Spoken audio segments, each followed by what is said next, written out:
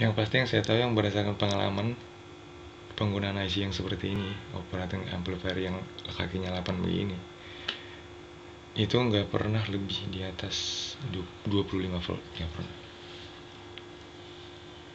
Nggak tahu deh menurut pengalaman yang lain ya, nggak tahu deh. Ya, itu udah pasti bagus kalau dengan IC-nya normal keluarnya, itu tone control nggak mungkin bermasalah. Selama Anda melihat komponennya ini semua, komponen di ampli Anda itu nggak ada yang kebakar, nggak ada yang apa gitu. Nah terus kan bisa jadi mas, ada pertanyaan nih, resistor atau elko yang rusak atau ini. Kalau menurut saya resistor itu nggak akan pernah rusak kecuali dia terbakar, kecuali dia hangus. Kalau bentuknya masih begini, warna-warnanya masih ada begini. Ntar fokus dulu. Ya, gitu. Nggak mungkin itu resistor rusak. Saya berani jamin. Nah terus yang bagian kapasitor yang begini,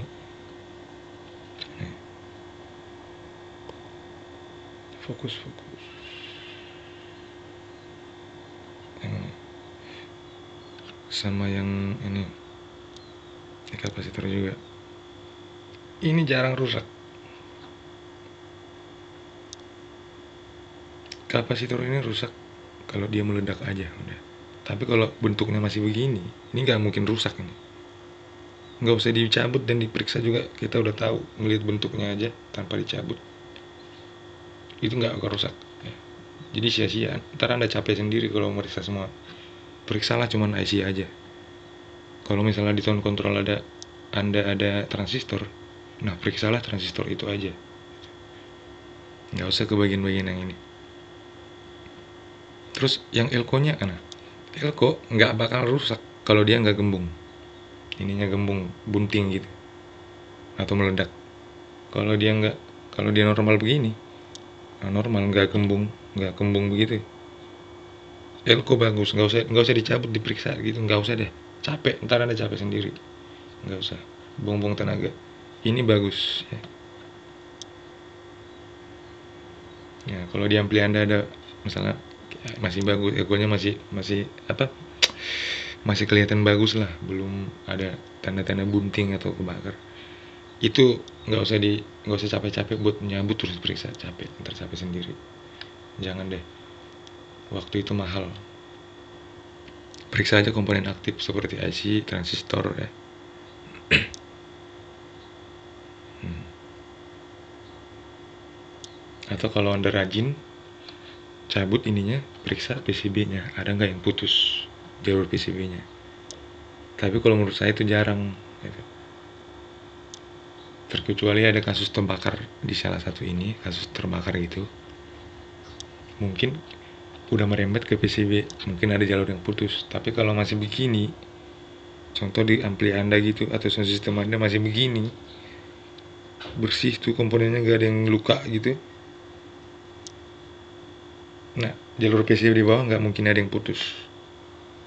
Nah, nah, tapi untuk komponen yang aktif seperti IC, transistor, tanpa harus terbakar pun mereka bisa aja rusak gitu.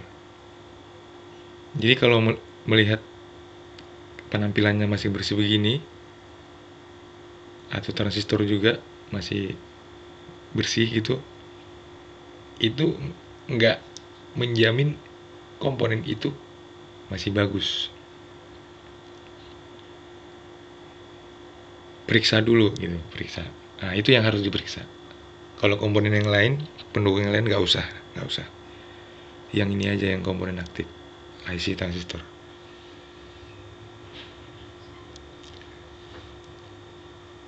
Karena elemen-elemen yang di dalam ini, yang di dalam komponen aktif itu bisa aja putus, dia rusak. Tapi nggak ketahuan gitu. Kita melihat casing dari luarnya masih bagus. Nah, gitu. Ya, ini mohon maaf saya ngomongnya panjang lebar karena memang di dunia elektronik itu harus panjang-panjang ngomongnya. Ya, gitu deh. Jadi tadi udah ya meriksa IC. Meriksa IC ya, meriksa IC untuk tone control ya. Oke deh.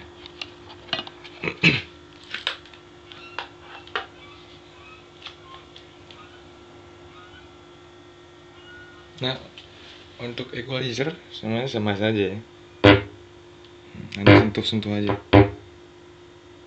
Ini kalau dia berbunyi begitu berarti equalizer pasti berfungsi, ya kan. Tapi kalau misalnya ada masalah di equalizer, ada masalah yang ininya kurang lah, apanya kurang lah, buka aja terus periksa gitu, periksa tegangannya. Memeriksanya sama seperti yang tadi ini. Kalau di IC,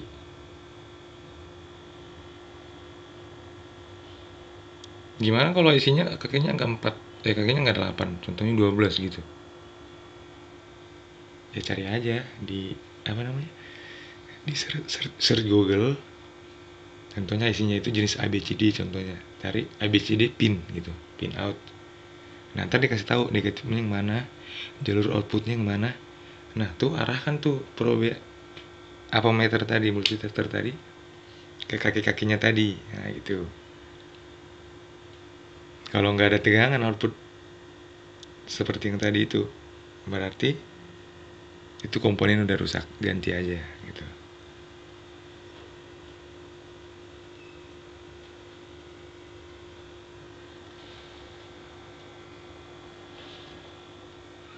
Ya, lagi ini dia.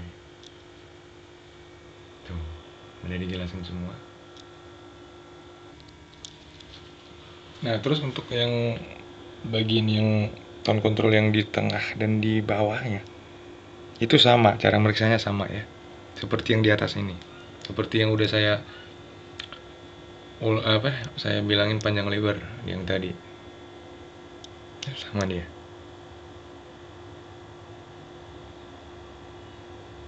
Nah, ini adalah dioda.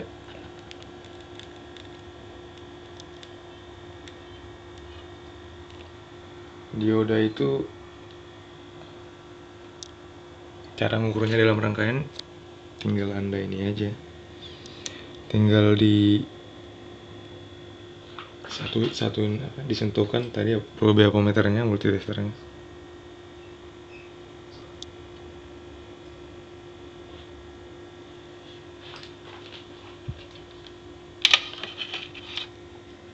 Bentar ya, sebentar saya ini dulu.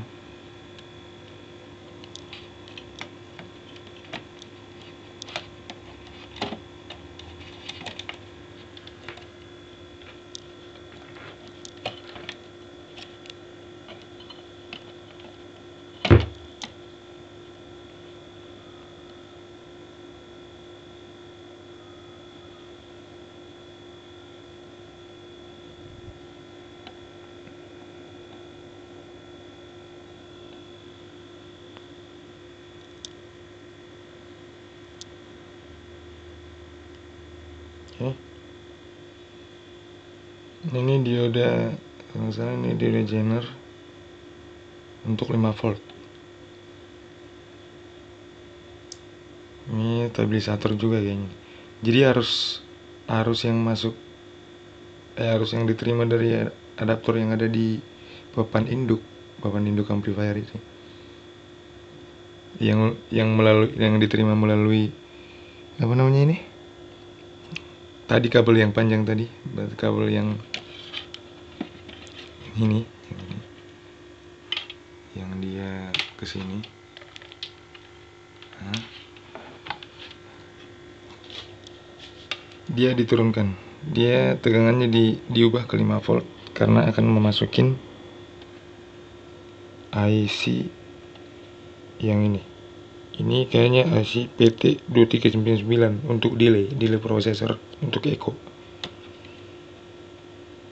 IC ini kalau saya nggak salah kerjanya hanya tegangan 5 volt, nggak boleh lebih, dan meledak dia.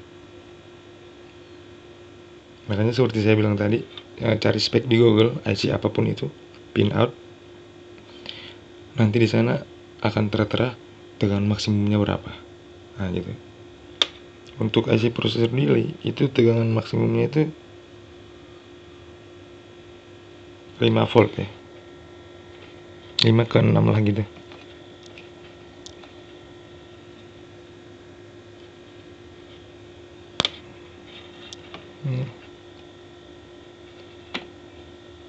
Saya ke diodanya karena dioda inilah jembatan tegangan masuk untuk ke IC processor tadi.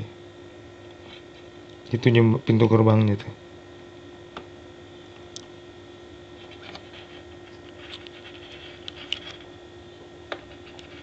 Lalu saya ukur.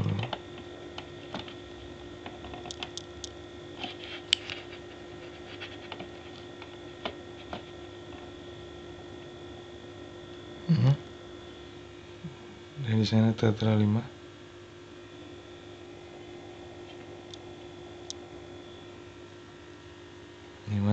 Ya. Ini saya cabut. Nah, dia kembali ke 0 ya. Ini 5.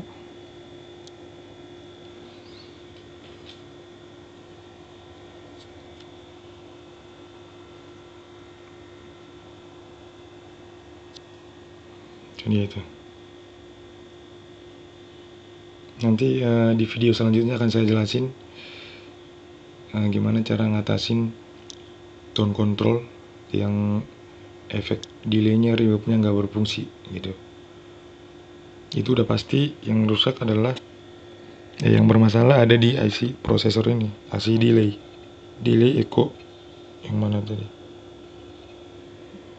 mana ya, itu tuh, itu kakinya kalau nggak salah 1, 2, 3, 4, 18 ya kalau nggak salah ya. 3, 4, 6, ya 18.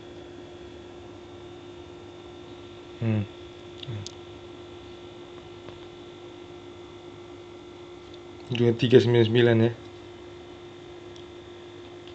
Yang paling penting adalah nomornya, bukan angka yang di depannya.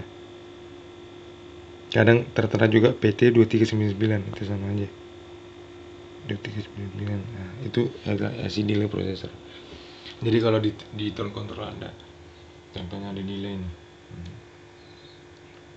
Kok nggak ada ya delaynya, kok bermasalah ya, kok delaynya nggak kuat gitu, kok nggak normal gitu, udah pasti periksa IC yang tadi yang saya sebutkan tadi. Cara meriksanya ntar dah di kemudian hari ya. Makanya subscribe channel YouTube ini, dia akan saya jelasin panjang lebar gimana cara memperbaikinya.